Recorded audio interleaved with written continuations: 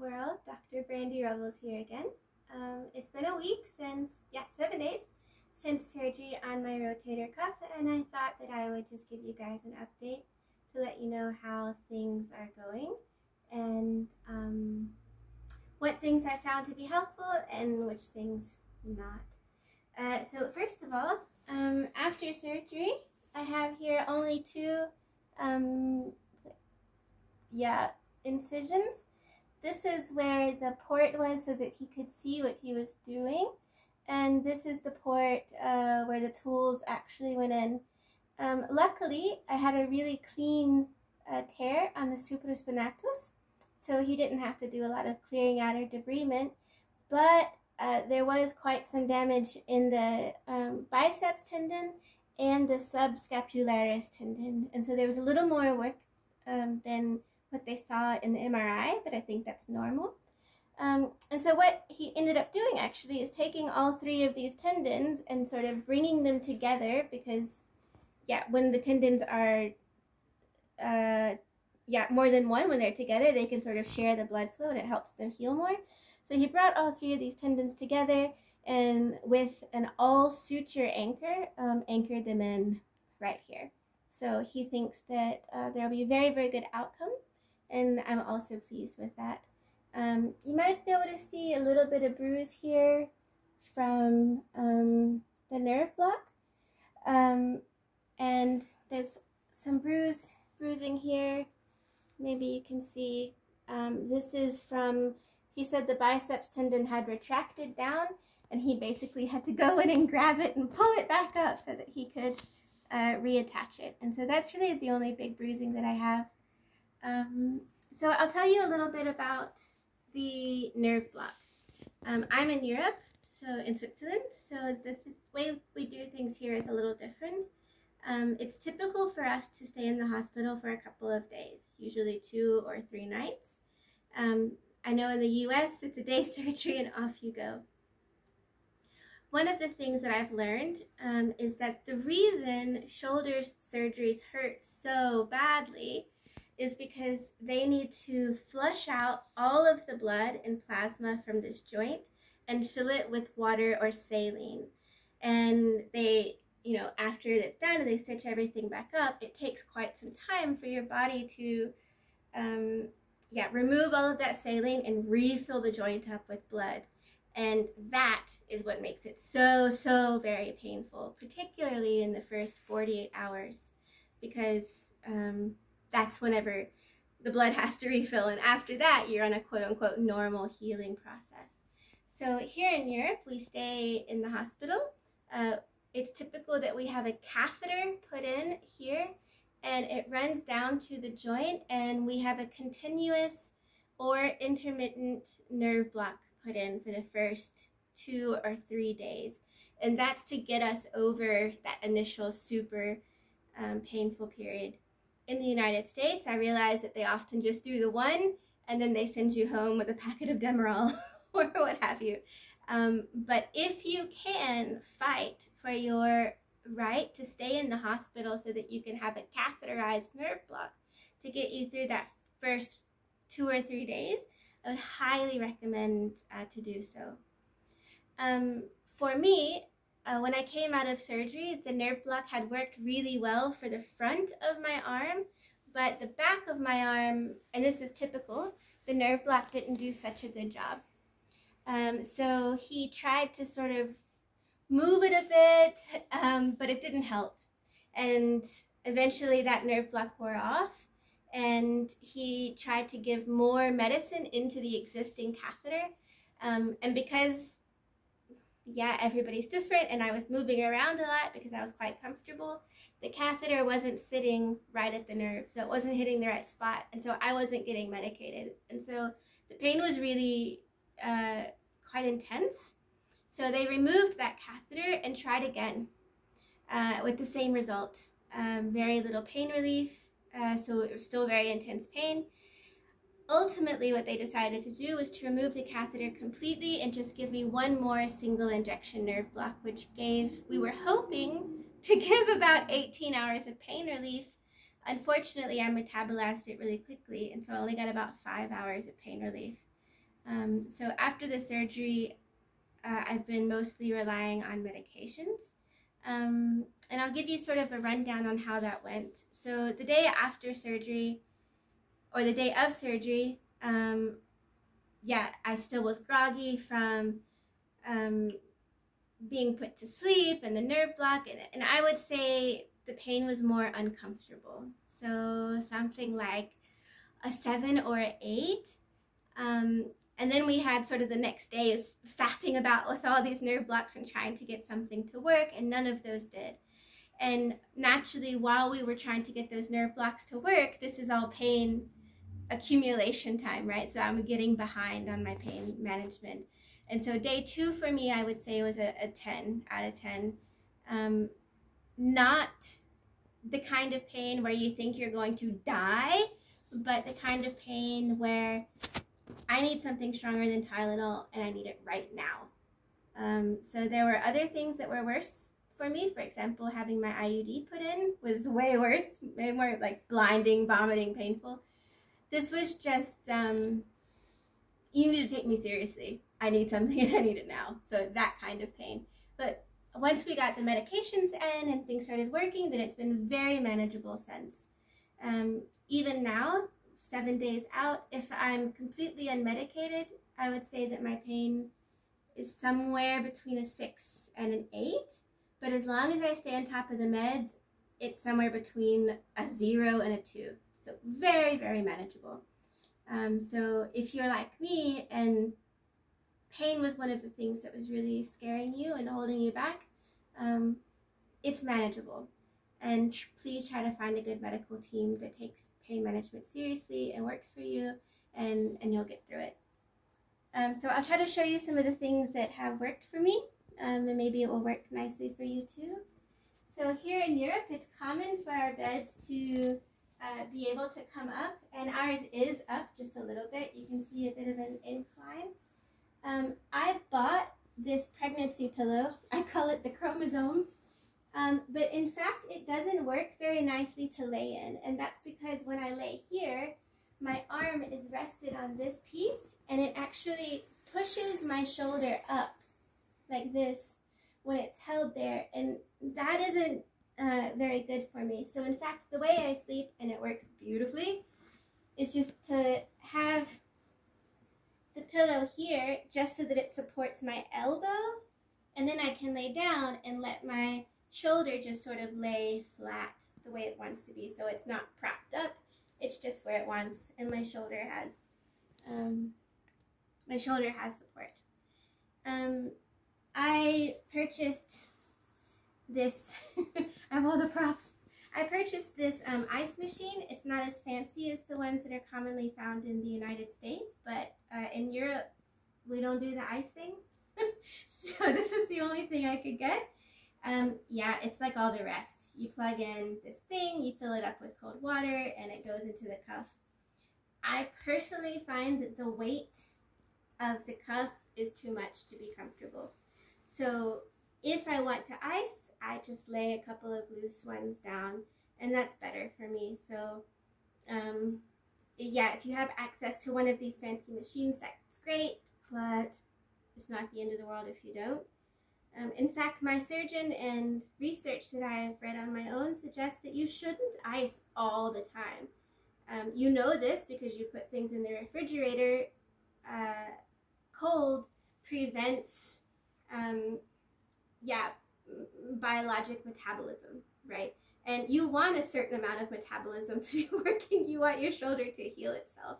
So you should ice and cool for comfort, but you also need to give your skin and your muscles adequate temperature for quick metabolism. So yeah, take that for what it's worth. Like I said, the nerve blocks didn't work for me, which is very unfortunate. So I'll show you some of the medicines that I'm taking, and of course yours will be different, but perhaps it'll give you an idea of the sort of team approach of the medicines. Each one is a little different, and I sort of take them throughout the day so that I have pretty good pain management. So obviously something for the tummy It's a must. This is a European brand, but in the United States you have one very similar. Something for the tummy every day. My sort of go-to pain relief is a tramadol paracetamol. Paracetamol is European Tylenol. It's a really mild opioid. This is 37.5 milligrams of tramadol. I take 2 of these at a time, max 6 per day. But this is sort of my maintenance medicine. I take this before I go to sleep. Completely pain-free sleep. That's the way to go. The sort of background, keep the pain down, is this Targine. It is oxycodone, naloxone. The naloxone is added to make it more easy on your stomach. This is a 10 milligram oxycodone, 5 milligram naloxone. This is a extended relief. All Targines is extended release, so every 12 hours. So I take this as soon as I wake up, or maybe even before I wake up, so that it kicks in by the time I get up. And then again right before bed, and that keeps my overall pain down to about a 6. And then because the doctor had to quite pull on some tendons to get them back up where they were meant to be, I have a bit of spasms. Other people I've read have also talked about spasms. So I have Valium diazepam for that. It's very low dose, 5 milligrams, so it's not enough to get like a high off of or anything like that, but it does significantly help. And you can take more than one if it's a particularly spasmy day. And then in addition, for another NSAID, I have diclofenac. It may or may not be available in the United States, but it's another version of a non-steroidal anti-inflammatory. And the last non-steroidal anti-inflammatory I have is Novalgine. This is in drops. The Europeans quite like medicine in drops because it's fast acting. I would say it's a pinch stronger than an ibuprofen. So there's that. Something that I've found that quite gets me through some rough patches is CBD oil. It's legal here. I don't get a high off of it, but it does relax me. It takes the edge off of it because anyone with chronic pain knows that after a while it just gets annoying. And so this sort of takes the edge off. It's not a necessary thing, but if you have some around, you might want to try. One thing that people have this surgery really struggle with is sleeping. And for me, it was a really big concern because I already don't sleep well. On a good night, I'm looking at 5 or 6 hours pre-surgery. So sleep was really important for me. And so for sleep, I have this. It's Sermontil. It's also in a drop form. I believe it's a really old SSRI, so it's a really old antidepressant, but it doesn't have antidepressant properties until you use quite a lot of it. So this is 40 milligrams per mil. It doesn't have antidepressant properties until you get about 30 drops. And I find that 10 to 15 drops will put me sleepy and happily and peacefully through the night, pain-free. So if you're someone that's concerned about sleep, you might ask about something like Sermontil. And so these are the tools that have gotten me through. One last thing. Other people have suggested it, and I will second that. Shampoo and conditioner and soap in this squeezy thing. I was able to take a shower on my own first time today thanks to this. It's a must-have. Get these. And then I guess the last thing I wanted to talk about is sort of how I came to the decision to have the surgery. It was difficult for me, and I hear a lot of people, for example, on Facebook trying to decide what the right thing to do is.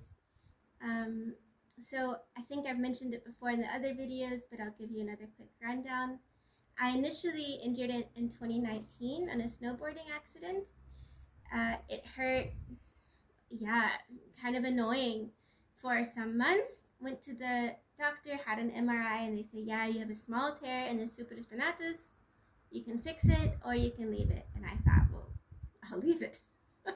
They gave me 2 steroid injections and I had 0 pain. Completely forgot all about it, which actually was dangerous because I had forgotten that I had an injury. So Corona came and I didn't do much, and then in 2021 I went water skiing, and the very first pull up I felt the clunk.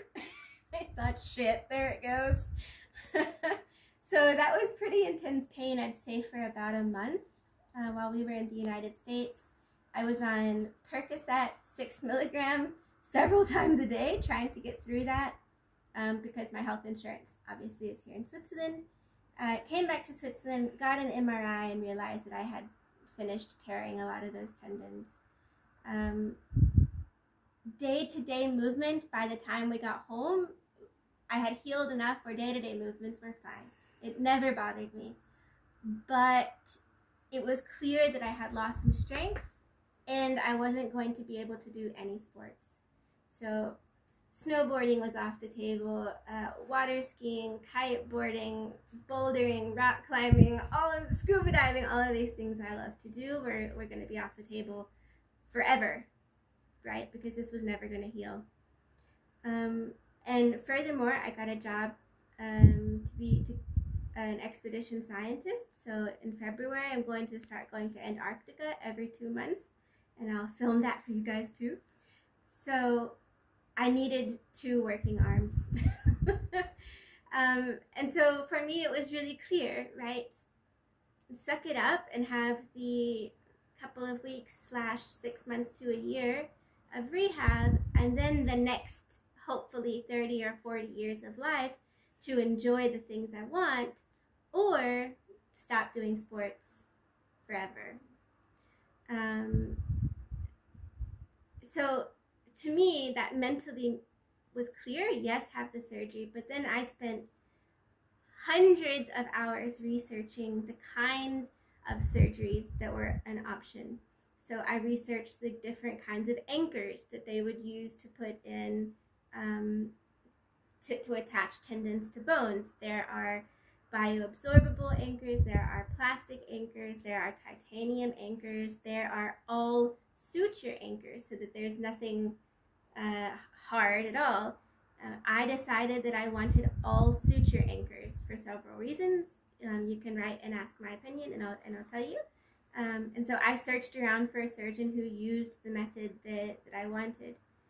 And I searched around for surgeons who were experienced getting athletes back on the field, right? There's a difference between an arthroscopic surgery for a 65-year-old who just needs pain relief and arthroscopic surgery on a 30-year-old who wants to be able to get back out and play.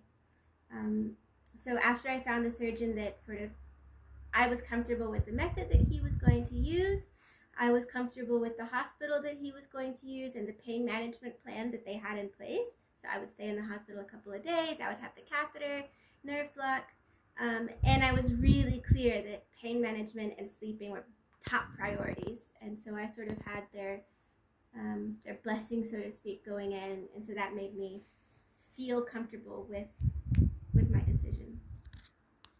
I have to say that now, a week after surgery, and I stay on top of the medication, I think my shoulder hurt more pre-surgery than I thought it did.